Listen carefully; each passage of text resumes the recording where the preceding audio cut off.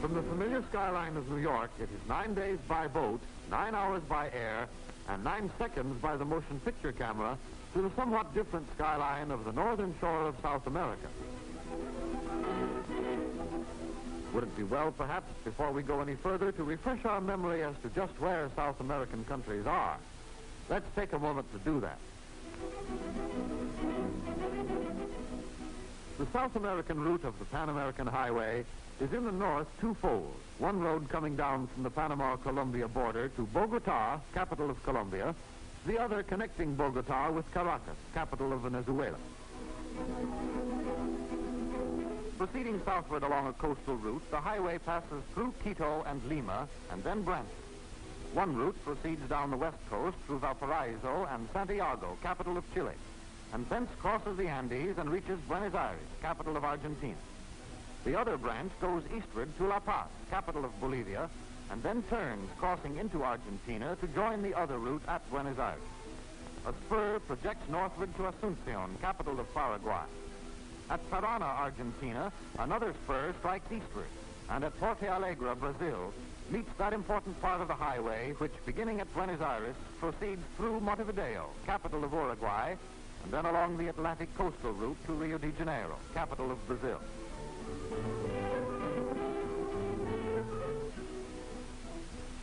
Our landing is in Venezuela, at La Guaira, the gateway to the capital, Caracas. This little coastal city, crowded between the mountains and the sea, is one of the busiest of the Caribbean ports.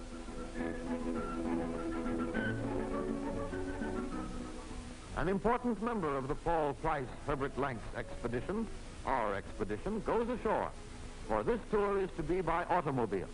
This automobile. The old town's steep slopes and wealth of color make La Guaira a good foretaste of South American picturesqueness. Houses, boats, beach, sea, mountains, and sky, all abound in color.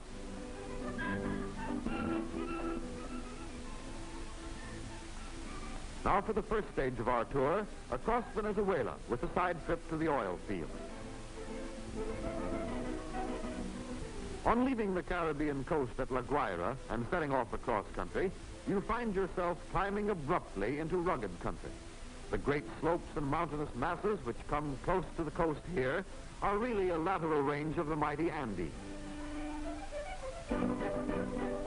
From the sea to Caracas is only 8 miles in a straight line, but to get there you must travel 23 miles over a route full of sweeping curves and rich in broad panoramas of mountain and valley, sea and sky.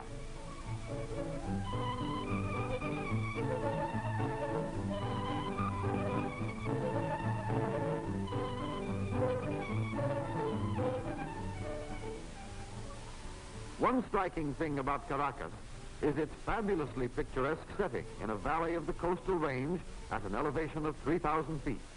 Another is the agreeable climate. For December, January, and February, it may make you envious to hear, have an average temperature of about 48 degrees Fahrenheit. Two interesting details: the streets have no names, but the corners have. And Caracas will have its 400th birthday in 1967.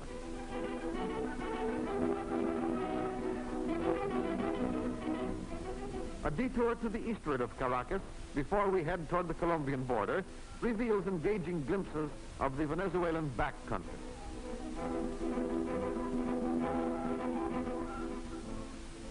A good deal of expert road building has been going on in eastern Venezuela. Good pavements traverse the countryside, ready for the transport of oil and agricultural products to the Caribbean ports.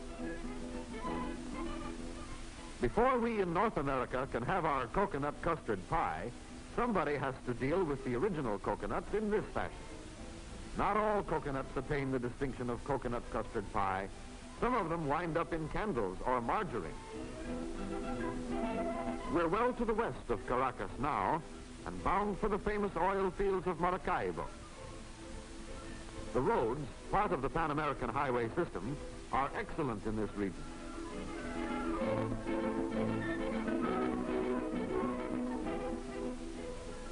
It is chiefly Maracaibo that enables Venezuela to rank next to the United States and Russia in petroleum production. Some of the best wells tap the lake bottom, with derricks right out over the water. And we see one of Maracaibo's famous sunsets. We strike westward, ready now to climb into the Andes and to begin our approach to the Colombian border. The mountain scenery becomes increasingly impressive, but here and there we note farmhouses perched on the slopes, and the stone walls would remind the New Englander of home.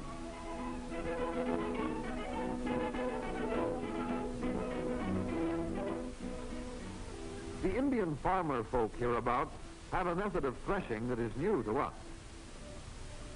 They drive their horses round and round over the newly cut grain. Then they toss the trampled wheat into the air and let the keen breezes of these uplands blow away the chaff.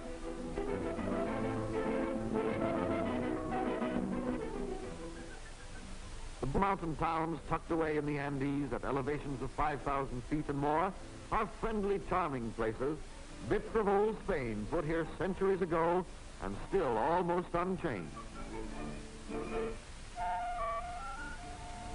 Our route in Colombia.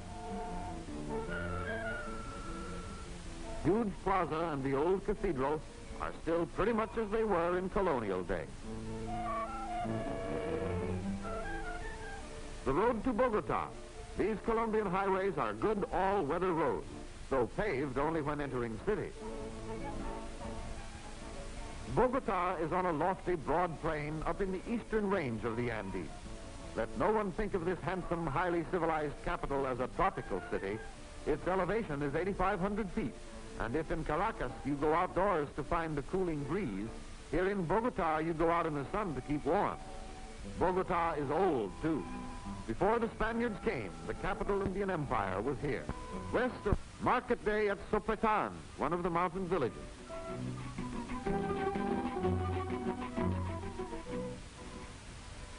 The side trip to the north at an end, we return to the route of the Pan American Highway and again head south.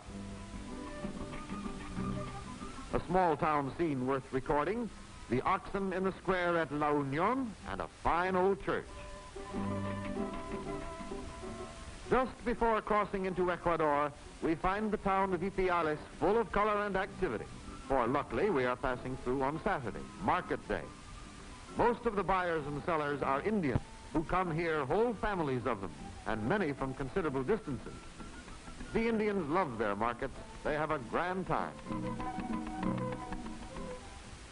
Now for our trip through Ecuador.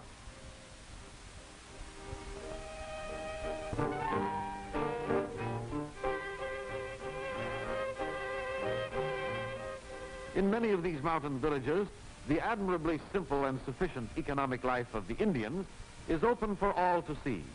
They spin and weave, they raise their crops, they go to market, sell what they can and buy what they need. Their way of life is old, and it seems a pretty good one.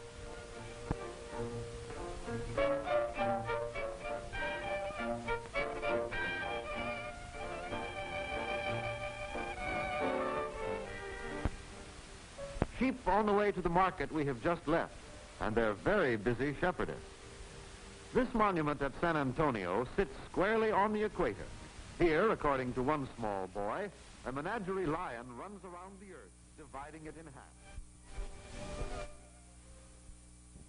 Quito, Ecuador's capital, is perched more than...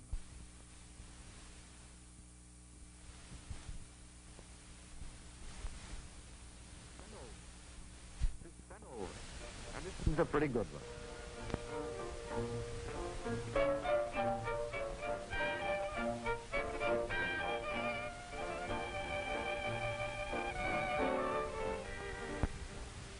Sheep on the way to the market we have just left, and they're very busy shepherdess. This monument at San Antonio sits squarely on the equator. Here, according to one small boy, a menagerie lion runs around the earth, dividing it in half.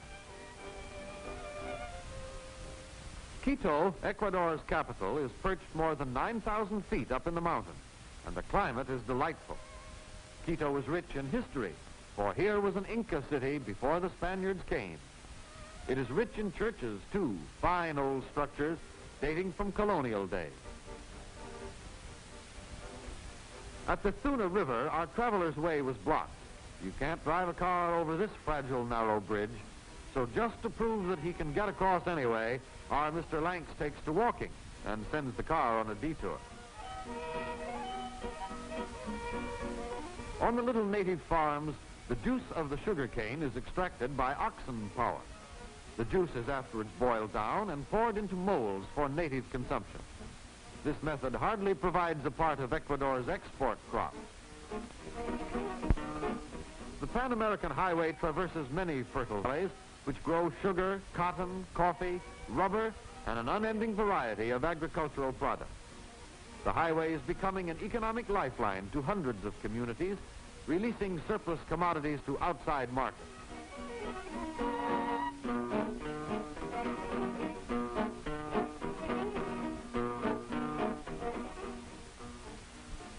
Along our route to the south, we are always encountering interesting bits of native life, such as these busy women.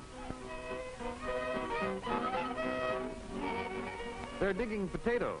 The technique is primitive, but the potatoes are excellent. Did you know that the potato originated in South America? Well, it did. Llamas, donkeys, and sheep in one large, dusty, amiable ensemble, all on their way to market. The llama is pack animal number one in these parts, within what he considers reasonable limits. Put one more ounce on him than he considers fair practice, and he just calmly sits down until the excess burden is removed.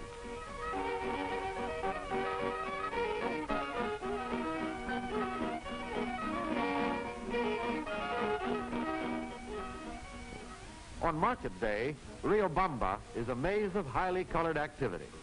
All the plazas are crowded with stalls where everything the Indians need, from buttons, needles, and pins to hand-woven ponchos and blankets, are theirs to buy, sell, and barter.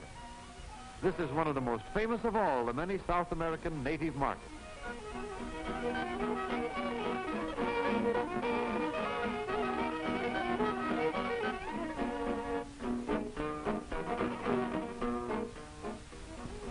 Our last place of call in this lovely country of Ecuador is Guayaquil, the country's chief seaport.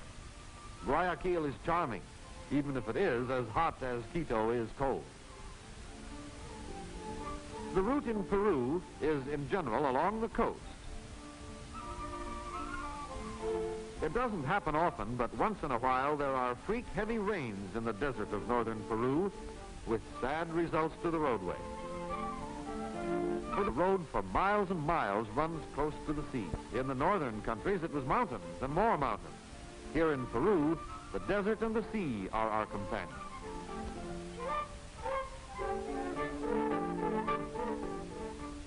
Lima, cultures and civilizations may come and go, empires disappear, and Republican factions quarrel, but one thing goes on forever in Peru, her agriculture. It is one of the basic industries of the country, and will someday be even more vital, for now only 12% of the arable land is under cultivation. The most important export crops are cotton and sugar. Well, here we are meeting some more of them. They're of many colors: black, white, fawn, reddish, and of various unpredictable combinations. The llama knows that his wool is a valuable crop and has never been able to figure out why he should be asked to be the Indian's only beast of burden. This makes him suspicious of everything. For instance, he won't eat at night. He wants good, strong daylight on his food so he can see what he's eating.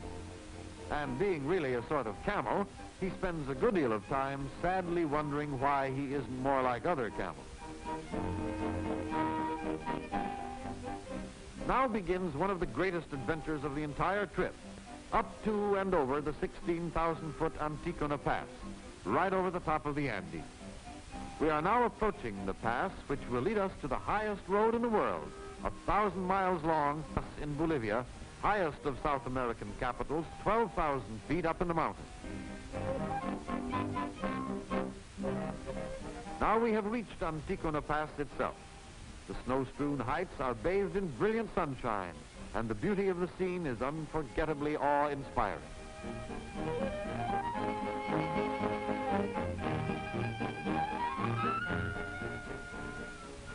Over the Mantaro River, we find a good example of the typically South American swinging bridge. In pre-Inca days, The Indians built many a bridge of this type across these swift Andean streams, using twisted vines instead of steel cables and huge boulders where modern engineers use stone and concrete anchorages.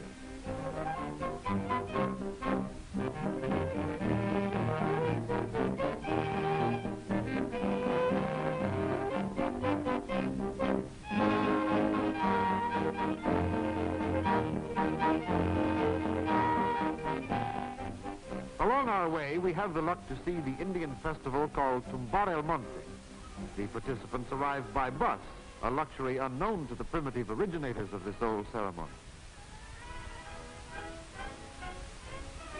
This festival is a yearly affair, celebrated some days before the beginning of Lent.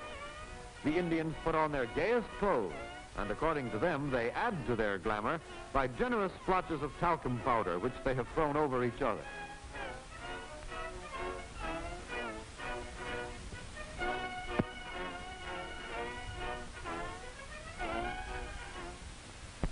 The ceremony is called Tumbar el Monte, or felling of the tree, for reasons which will be evident when the party reaches its climax. To the strains of their native instruments, with some outrageously non-native brass horns added, they circle about a young growing tree. If the dance doesn't seem exactly lively and graceful, it is well to remember that each Indian heart is nevertheless swelling with joy.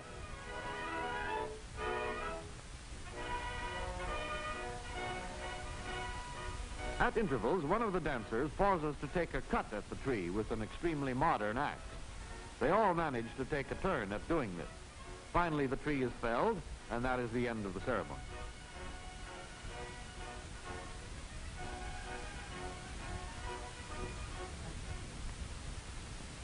Ayacucho is a mountain town and the site of one of the decisive battles of the Revolution. It marks about the halfway post on our journey from the coast to Cusco, the old Inca capital. Ayacucho is agreeably installed at an altitude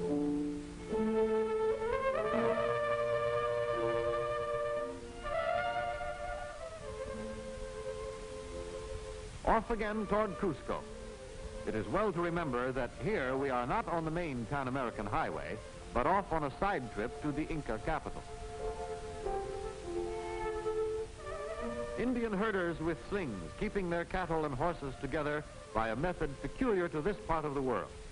By hurling skillfully aimed small bits of stone near the feet of any wandering animal, they do their herding standing still.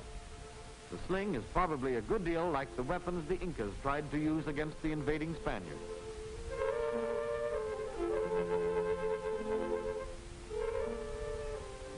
Crossing the eastern range of the Andes by this route, one meets delays here and there. One kind is caused by the ever-recurring temptation to stop and photograph a bit of scenic splendor.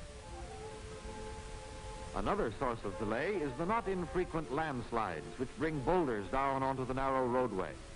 On this occasion, an opportune meeting with road workers saves us hours of labor. And then Cusco. The great plaza reveals Spanish colonial architecture in its perfection. But here in Cusco, the mind goes back to a past far more remote than the Spanish conquest, for here was the capital of the empire of the Incas. Many fine, massive walls built by the ancient inhabitants centuries before the Spaniards came still stand in Cusco. By any standard, ancient or modern, they are magnificent examples of the stonemason's skill. Outside Cusco is Sacsayhuaman, mighty and indestructible fortress built no one knows how long ago. Some of the huge irregular stones, shaped without the aid of metal tools and precisely fitted together without mortar, weigh as much as 20 tons.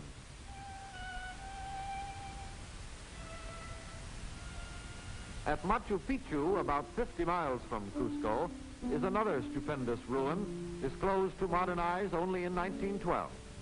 Here, on the summit of a lofty ridge, lying between still loftier peaks, the Incas had a fine city and an impregnable stronghold. The thatched roof you see here is modern, but just like those the Incas used.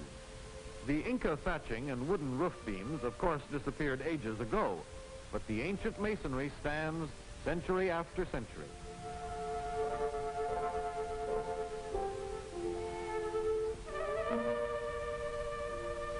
The gabled house was well known to the Incas, and throughout Machu Picchu is that unbelievable perfection of the ancient masonry. An interesting variation is this round building, and note the tremendous depth of the valley which nearly surrounds this fabulous mountain city. Down a street of the old city and into a house. That's just how it was many a time long ago, centuries ago, long, long before Europe knew there was such a place as America. The highest point of Machu Picchu and the site of the sundial, sacred to the greatest Inca god, the sun. The temple of the three windows, rich in Inca legend. Finally, behold the terraces on which the dwellers of Machu Picchu raised their crops.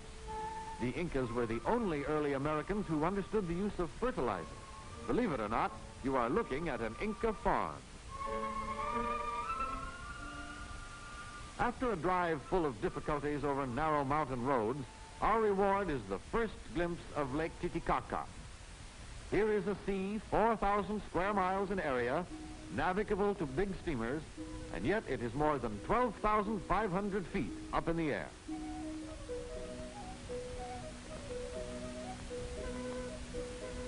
It was on the shore of beautiful, amazing Lake Titicaca that we encountered the most colorful of native dances. The women's costumes are remarkable for an elaborate stratification of woolen skirts and an incongruous sort of flat derby hat. The men carry cylindrical bunches of colored yarn.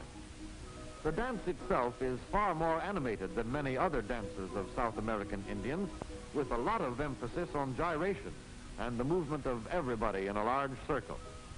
This goes on with brief rests for hours. Originally, this ceremony was a harvest festival.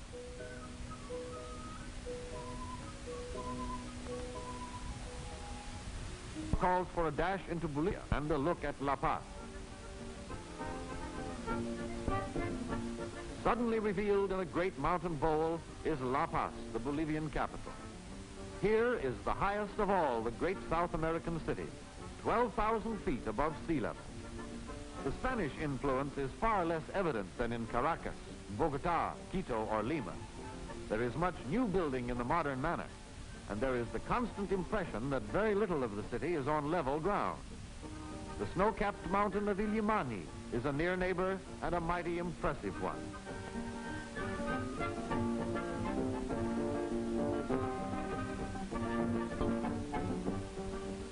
This time, instead of skirting the lake, we cross it, or rather a bit of it at the southern tip. The ferries are peculiar affairs, each of them looking like half of a good-sized sailboat. The sail power is reinforced by the muscles of brawny Indians.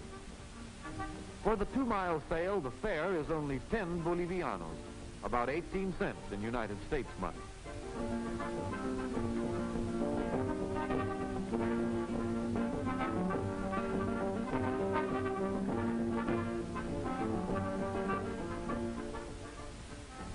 Here we are still in Bolivia. Along the way, we see Indian farmers plowing by hand, the men turning the clods, the women smashing them. The survival of a truly primitive method. The route is again briefly through Peru, the southern tip of it. In Arequipa, you will find, at an elevation of 7,600 feet, a number of pleasant things: a fine climate, genuine Spanish colonial atmosphere, cleanliness, quiet, and order. This is Peru's second city, but many rank it in charm and interest unquestionably first. And so much for Peru. In Chile, we shall follow the coast to beyond Santiago and then cross into Argentina.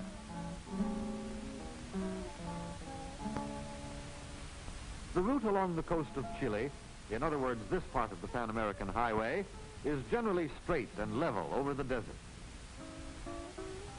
Occasionally, however, we encounter a great declivity such as this, with something of an oasis at the bottom of the valley.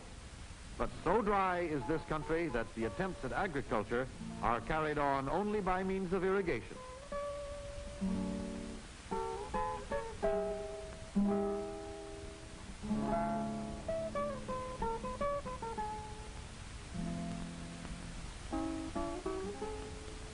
Miles of the road cross Chile's famous nitrate bed, one of the country's most valuable resources until artificial nitrates were developed.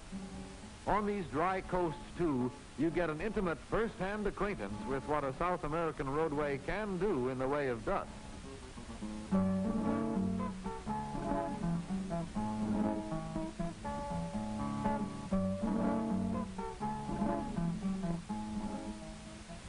Occasionally, the road comes right down to the sea, a welcome change after so much motoring over barren coastal tableland. For the most part, this Chilean coastal roadway is merely the desert surface, cleared of rougher material. Like all desert country, however, it has its own individuality and queer fascination. As you approach the latitude of Santiago, the shore towns become increasingly handsome. They are obviously the summer headquarters of the well-to-do people from the capital.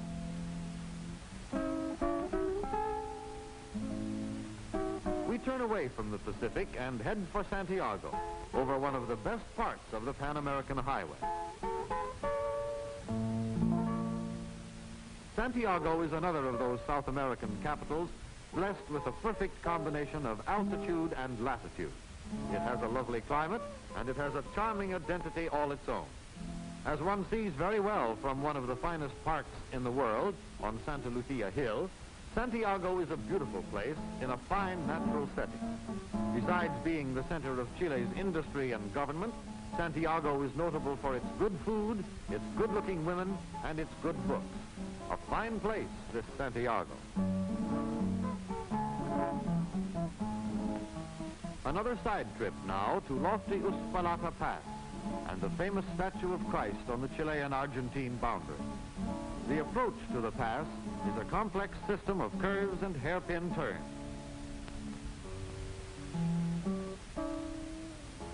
Purely incidental, also it seems to us purely picturesque.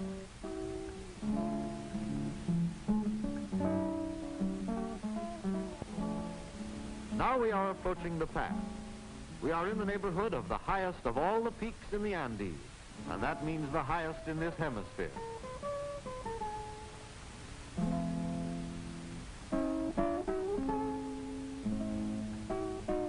This route is not the simplest motoring in the world. You have miles of climbing and twisting. Now we are actually at the Cristo Pass. It crosses the Andes at an elevation of 13,000 feet. Dominating the scene is mighty Aconcagua, 23,081 feet, the highest peak in all America, south or north. For sheer magnificence, this is the supreme moment of our whole trip. This is where Argentina and Chile meet. And here, modeled in bronze melted down from cannon, is the great Cristo Redentor statue. It bears the inscription, "Sooner shall these mountains crumble into dust than the peoples of Argentina and Chile break the peace which at the feet of Christ the Redeemer they have sworn to maintain."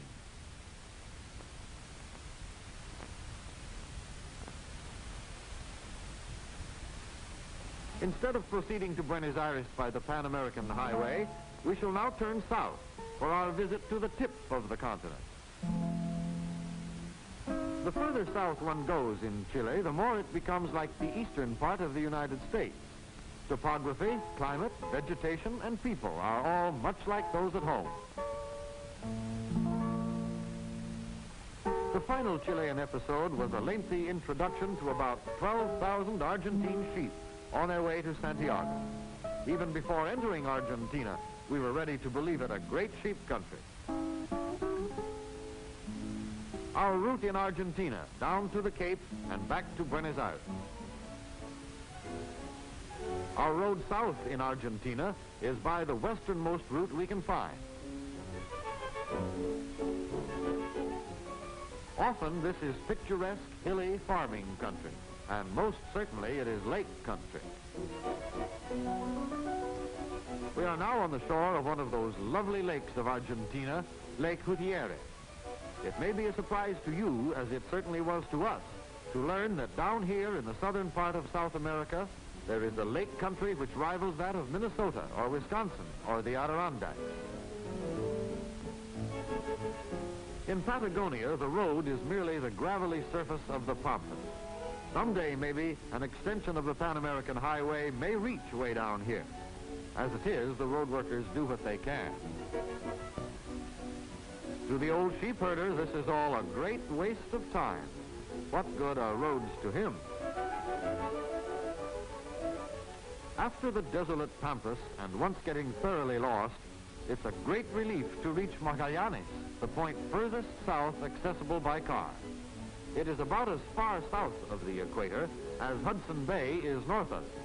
We have come 10,000 miles, the first continuous automobile trip from the Caribbean to the Strait of Magellan. Now we head north. We are in Argentina, remembering with an effort that Buenos Aires is 2,000 miles away.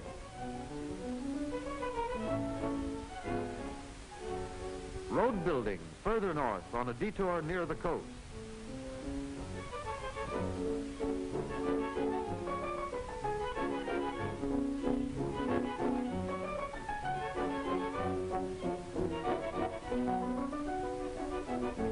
Mar del Plata.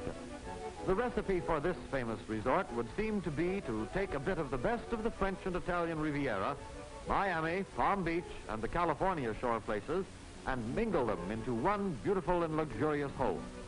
On to BA, over 249 miles of concrete, the longest, straightest, and safest invitation to speeding in South America. And what is BA? It's Buenos Aires, on the shore of the Rio de la Plata, Argentina's capital and her chief seaport. Buenos Aires has a general air of spacious elegance which reminds one of Paris. There are 2 1/3 million people living here, 1/6 of Argentina's entire population. It is the financial and cultural heart of the country, as well as the seat of the government. You can see the traffic cop, but you can't see what's under him, namely the best-looking, cleanest, quietest of all subways. Buenos Aires has an amazing underground parking service, too. Buenos Aires is our point of departure for Uruguay, a water voyage across the La Plata. Another frontier crossed, and now we shall traverse Uruguay. If you follow us on this journey, have $15 handy at this point to pay for having your car ferried across. At Montevideo, the Germans not long ago installed an object of interest, for this is the graveyard of the Graf Spee. Montevideo is a city of charm, and it also has a certain building. This is a skyscraper apartment hotel dominating the entire city, and one of the words to describe its architecture is way. Alas, there are 42 miles between Castillos and the Brazilian border which are not so good. In fact, they're like this. But that was nothing. Nearer the border, things have come to this pretty pass. The Battle of the Mud goes on for several terrible days. Sometimes we are proudly but nervously under our own power, but more often we gladly accept whatever help is at hand. The final leg of our trip now lies before us, from the Uruguay-Brazil border up to Rio de Janeiro.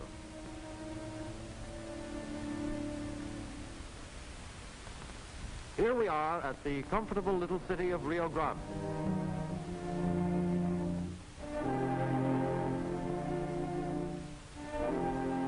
Cotton has taken on a large importance in Brazil, for the crop is plentiful and good, and has an important place in the world market. While rolling up to Rio, we find a good many of the oddly shaped Paraná pine. Maybe the tree is as new to you as it was to us. We are traveling toward the equator now, and the country becomes more tropical. The road that takes us north to Rio de Janeiro is the last section of the Pan American Highway, for beyond Rio, road building is difficult. So after 13,000 miles, much of it on splendid roads and much of it through jungles, mountain passes, deserts, and desolate pampas, this journey of ours is about to end at the remarkable city of Rio de Janeiro. Rio de Janeiro is usually approached by sea, but we have come by highway from the west. This is us proof, at least to us, how such a man-made thing as good roads can help to consolidate many people, help to make them real neighbors. it is still better to think that the great figure on Corcovado represents in some fundamental way the good neighborliness for which many of us are striving in this distressed world.